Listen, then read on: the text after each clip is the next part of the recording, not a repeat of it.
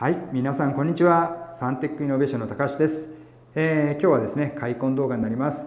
今日見ていただく製品はこちらにあります INEX C570 という製品で、ウェブカメラになります。4K 解像度で、AI を搭載していて120度の高視野角、あとですね EPGG と呼ばれる、デジタル上で、例えばズームインをしたりですとか、上下左右に画面を動かしたりですとか、そういったことができます。で、そういった操作をリモコンを使ってすることができると、そういった製品になります。で、今日ですね、パッケージを開けて見てみるんですけども、その他にですね、ちょっと皆様がウェブカメラを選ぶ上でポイントになるようなことですね、例えば解像度って何とかですね、視野角って何で、AI ってどういうふうに使うのとかですね、そういったポイントになることを、少しですね、ご説明をさせていただいて、皆様がカメラを選ぶ上でですね、何かお役に立てればと思います。それではですね、早速箱を開けてみてみましょう。早速パッケージを開けてみてみましょう。まずはパッケージの中身を全て出してみましょう。それぞれ見てみましょう。まずは INEX C570 本体、パソコンと接続するための USB ケーブル、リモコンとリモコン用の乾電池、それにクイックガイドです。クイックガイドは日本語に対応しています。次にパソコンと接続してみましょう。まず INEX C570 の USB ポートに付属の USB ケーブルを接続します。次に逆側をパソコンの USB ポートに接続します。必ず USB3.0 ポートに接続してください。INEX C570 はノートパソコンに設置したり、パソコンのモニターの上に設置したり、大型テレビの上に設置できるほか、マウントに三脚取り付け用の穴をついているので、市販の三脚に取り付けることもできます。INEX C570 は本体に LED インジケーターを搭載しています。LED がオフの時は INEX C570 に電気が通じていない状態です。LED が赤く点灯している時は通電しているもののカメラが使用されていない状態の時です。カメラがアプリで使用されている時は LED が緑色に点灯します。それではウェブカメラに関する重要な要素の一つ目、視野角についてお話ししましょう。ウェブカメラには70度程度の狭い視野角のものから最大360度といったパノラマ視野角のものまでありますが、広ければ広いほどいいのでしょうか。答えはノーです。目的や環境、状況などに応じて適切な視野角が存在します。例えば自宅で使用する場合はどうでしょうか。パンデミックによりリモートワークをしている人が増えました。ただし、自宅というプライベートな環境では、もしかしたら見せたくないものが周りにあるかもしれません。そんな時、120度の広い視野角では広すぎるかもしれません。自分の後ろにあるものが見えすぎてしまいます。狭い視野角のウェブカメラが最適かもしれません。一方、同じ自宅でもオンラインのヨガやエクササイズに使用する場合はどうでしょうか。例えば2メートルの幅を映し出すために狭い視野角のカメラを使用すると 1.5 メートルの距離がカメラとの間に必要になります。これではパソコンのモニターも見えにくいし、いざという時にさっと操作できません。120度の広角ウェブカメラであればわずか60センチの距離から映し出すことができます。パソコンが手に届くところにあるのでインストラクターの画面も見えるし、いざという時にすぐ操作可能です。見苦しいですが実際にやってみました。すぐ手に届くところにカメラとパソコンを設置して全身を映し出すことが可能です。ここで疑問なのですが、先ほどの在宅勤務でのウェブ会議とオンラインのヨガやエクササイズ、2つの目的のためには2つのウェブカメラが必要なのでしょうか。その答えは後ほど。それでは会議室で使用する場合はどうでしょうか。ウェブ会議における重要なポイントは参加者全員の表情や反応、ジェスチャーなどが見えることです。例えば会議室から何人も参加しているのに映っているのは発表者だけの場合、リモートからの参加者は会議室にいる他の人たちの反応を見ることができません。もしかしたらみんなこんな反応をしているかもしれません。これは一般的な会議室のレイアウトの一つです。正面に大きなテレビやモニターがあり、その前に大きなテーブル、それを囲むように参加者が座り、ウェブカメラはモニターの上部に設置されています。このレイアウトの場合、通常の視野角のウェブカメラでは前方に映っている参加者を映し出すことができません。つまり全員参加型のミーティングができないか、デッドスペースを生み出すことになります。全員映し出すためには120度以上の高視野角のウェブカメラが必要になります。120度広角カメラの INEX-C570 と一般的な視野角の市販のウェブカメラで実験をしてみました。 INEX-C570 はホワイトボードから約 1.6 メートルの場所に設置、市販のカメラ A は4メートルの距離です。ご覧の通り、ほぼ逆側の壁ギリギリのところに設置しています。映し出しているのは幅約 4.6 メートルのホワイトボードです。もしテーブルの周りに人が座っていたら、カメラ A の場合はその人たちが映ってしまいます。 INEX-C570 の場合、前に遮蔽物がなくすっきりと撮影できています。また近い距離からの撮影のため、発表者はカメラ A の場合よりも大きく映し出されています。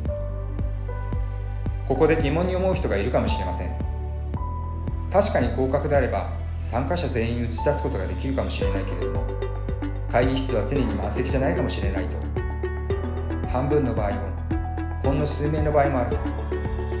と、先ほどの自宅での場合も含め、さまざまな目的や状況にマッチできるカメラはないのでしょうか。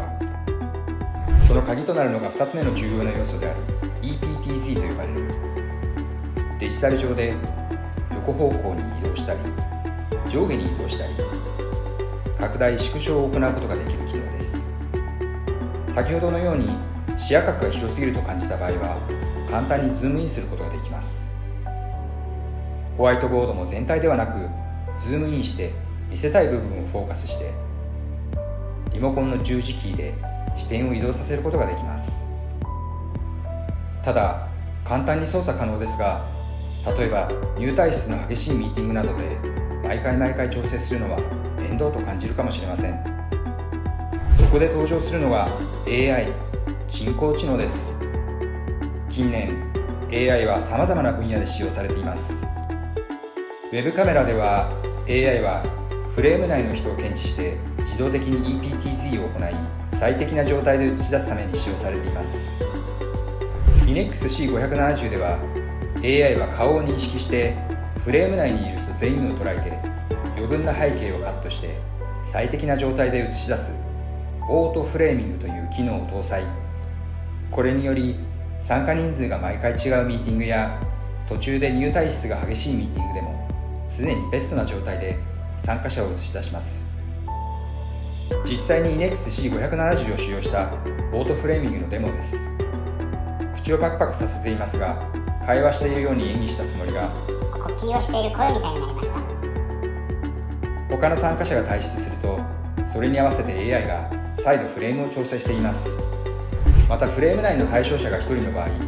AI はその人の動きを自動追尾します。実際に INEX-C570 を使用した AI による自動追尾です。ご覧の通り、とてもスムーズに動きを追尾しているのがわかります。さて、3つ目の重要な要素、解像度に関してお話ししましょう。ウェブカメラは HD と呼ばれる 720p 解像度、フロ HD と呼ばれる 1080p 解像度、そして UHD と呼ばれる 4K 解像度の3つの解像度のものが主流です。普通のカメラのように解像度が高ければ高いほど綺麗に見えるのでしょうか。残念ながら答えは必ずしもイエスではありません。例えばテレビ会議を行う場合、画質に関係している要素はウェブカメラだけではなく、使用しているソフトウェア、パソコンやモニター、ネット回線の速度なども影響を及ぼします。そして一番大きなボトルネックはソフトウェアです。様々なテレビ会議用ソフトウェアが市場にあふれていますが、そのほとんどの場合、カメラからの画像の最高解像度は 720p か 1080p です。それでは 4K 解像度は意味がないのでしょうか。いや、そうではないんです。先ほどご紹介した EPTZ や AI 機能と密接な関係があります。 EPTZ や AI 機能を使用する場合、カメラが捉えている全体部分の中から最適な部分をデジタルズームで拡大します。拡大後に劣化が少なく綺麗な画質を保つためには、もともとの画質はそれよりも上である必要があります。例えばもともとの全体を捉えている画質が 1080p や 720p の場合、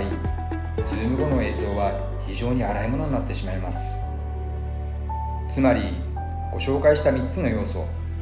広い視野角、EPTZ、AI、4K 解像度は切っても切れない関係にあります。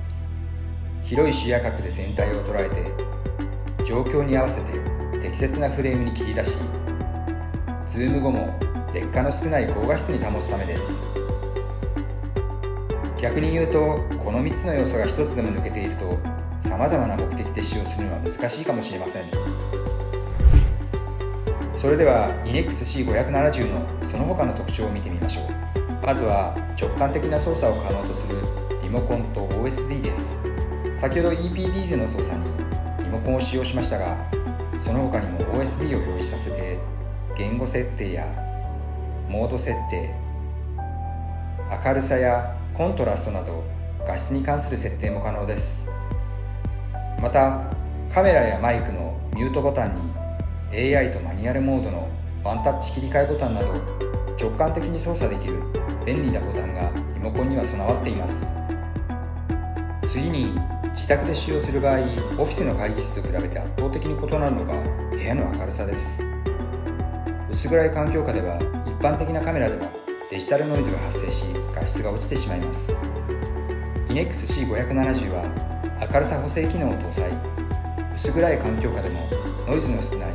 クリアな画質であなたを捉えることが可能です。また逆に少しでも明るいところで作業をしようとして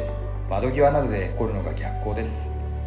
INEX-C570 は逆光補正も搭載。窓際で操作していてもクリアにあなたを捉えます。さらに自宅でカメラを常にパソコンに接続している場合、怖いのがハッカーによるサイバー犯罪です。 INEX-C570 は本体にプライバシーシャッターを搭載。くるっと回転させるだけで物理的にハッキングによる覗き見を防ぐことが可能です。最後に学校や会議室などで使用する場合、天井に吊り下げてカメラを設置するケースがあります。フリップをオンにすると画面が180度上下に反転、ミラーをオンにすると画面が左右反転します。はい、いかがでしたでしょうか。今日ですね、ご紹介をさせていただきました、こちらの INEX-C570 というウェブカメラですね、